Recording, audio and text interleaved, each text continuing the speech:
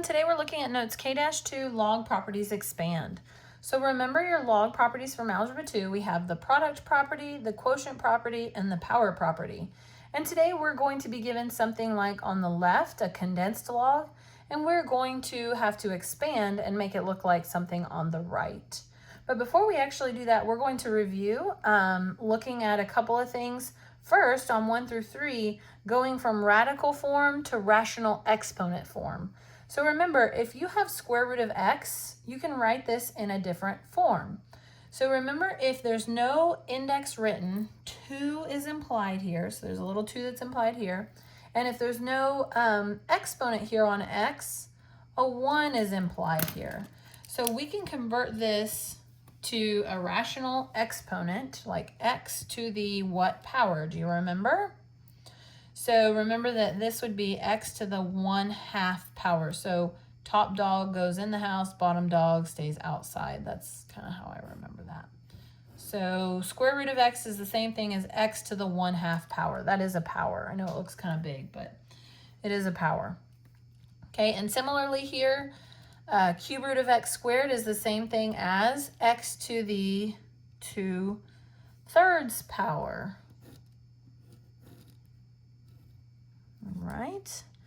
And then here on number 3, again, we have square root, so no index written, 2 is implied, so square root of x to the 5th over y squared. So how we would write this would be x to the 5/2 over y to the 2/2. And then we can clean that up just a tad by writing x to the 5/2 over y, correct? Because 2 over 2 is 1, and there's an implied 1 there. Agreed? All right, so that's just some refresher from Algebra 2. Here's some refresher from your K-1 lesson. So remember, if you have log of any base, now I just use 7 all the way across, make it easy, okay? But remember, log of any base of 1 equals what? You remember?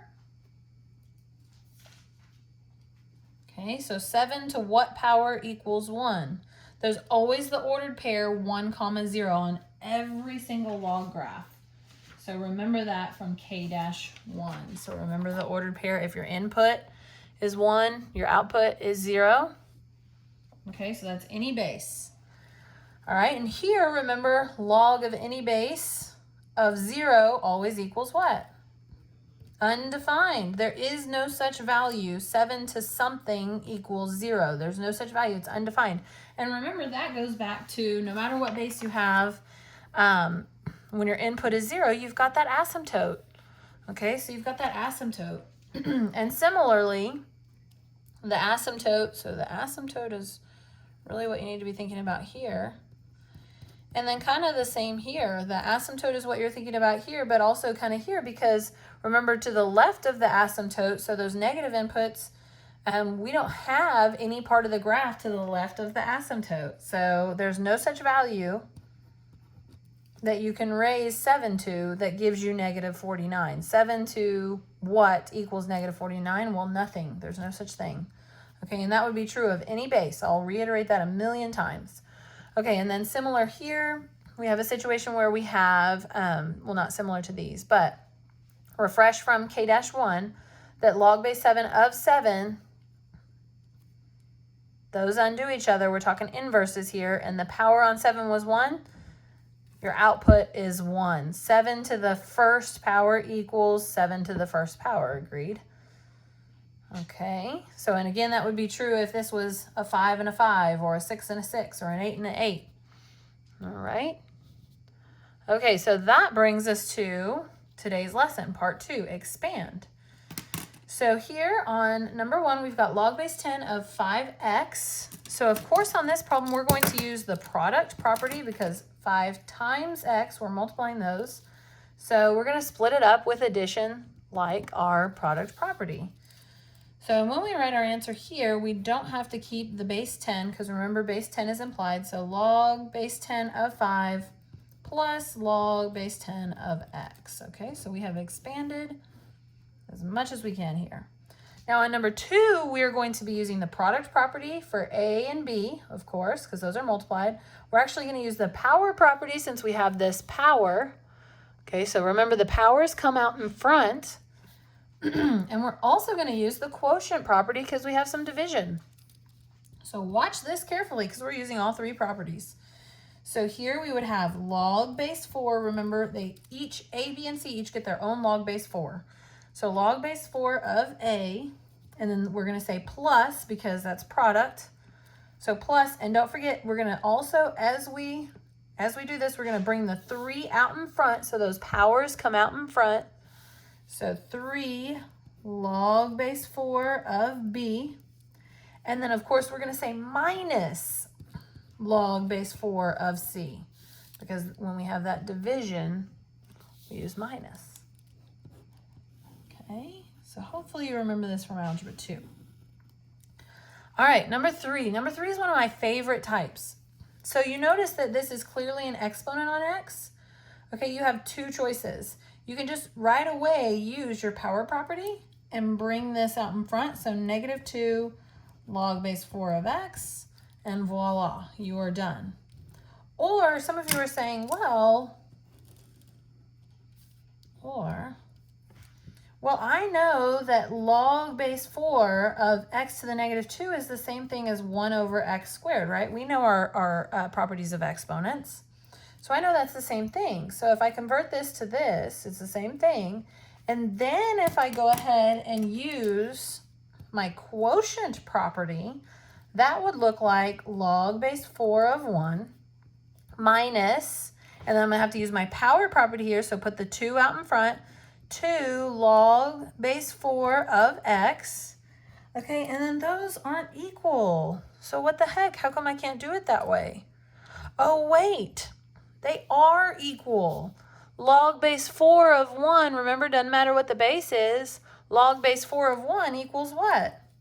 Oh yeah, it equals 0. So 0 minus 2 log base 4 of x is just -2 log base 4 of x, right? 0 minus this is just this. And what do you know? Are they the exact same? They sure are. Isn't that pretty cool? Math. Love it.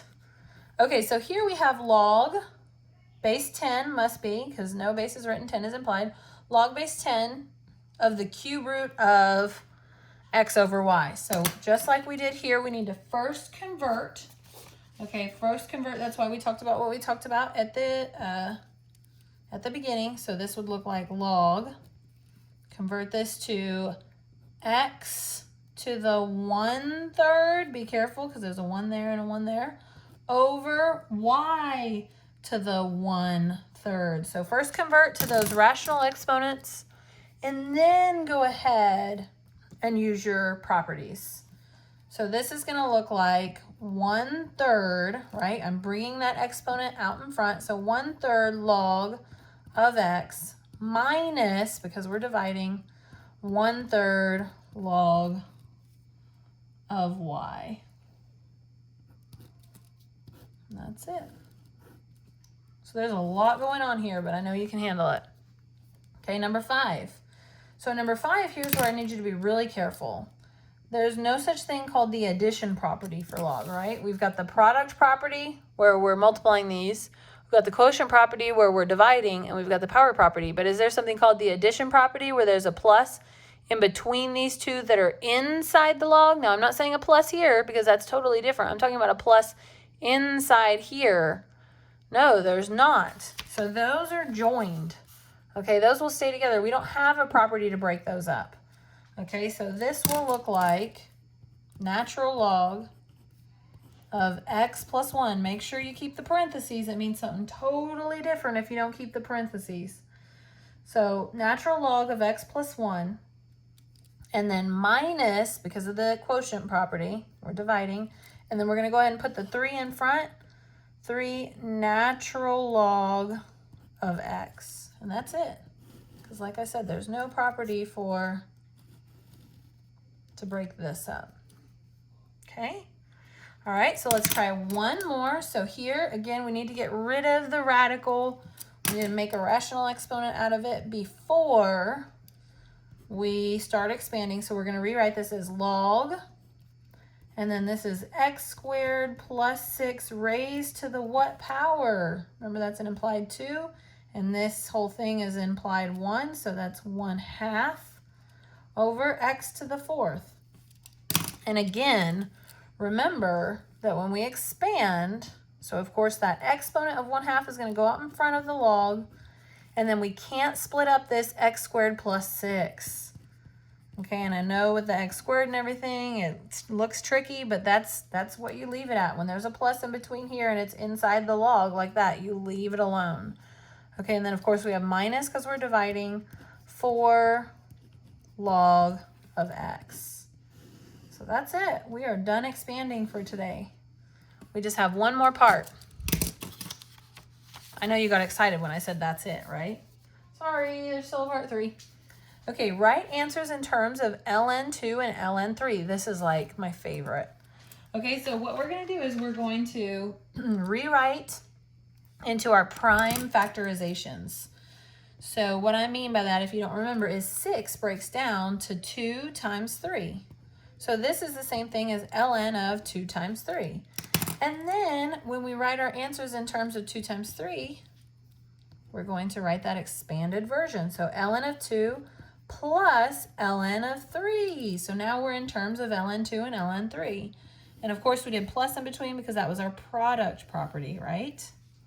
Okay, let's practice with number 2. So ln of 12. ln of 12 is the same thing as 4 times 3, which 4 is 2 times 2. So 2 times 2 times 3 is 12. Don't you agree? So then let's go even further and say this is ln of 2 squared times 3. Okay, and then now that we're in terms of 2 and 3, we would write this using our power and our product property. So 2 comes out in front, 2 ln 2 plus ln 3. Isn't this so cool? I like literally, it's one of my favorite lessons. Okay, so ln 36. So 36 could be 9 and 4 or 6 and 6. What do you want to do? 9 and 4? So 9 and 4. And then so that's of course ln of, well, 3 squared times 2 squared, right? So then that's going to be 2 ln 3 plus 2 ln 2 when you expand. It's like a puzzle. I think that's why I like it. Okay, so then on this one, ln of 9/4, we could rewrite that as ln of 3 squared over 2 squared. Okay, so then that's going to look like 2 ln 3 minus 2 ln 2. One more. I hope it's hard so it gives us a challenge. Okay, ooh, and it is, isn't it? Okay, so this is funky. So we've got ln of square root of 12. Well, let's look at breaking up 12 first. So again, earlier we said 12 was 2 times 2 times 3. So it's really 2 squared times 3, right? So 4 times 3. Okay, and then of course, we can write this as ln of 2 square root 3. Do you agree with that? Because if you've got 2 squared inside the square root, that's 4. The square root of 4 is just 2, so we can simplify a little further. And then, last but not least, we don't want to leave those radicals. We don't want to leave radicals in our answers. Okay, just like we did on the front page. So we've got ln of 2 times 3 to the, we want to convert to that rational exponent, 3 to the half.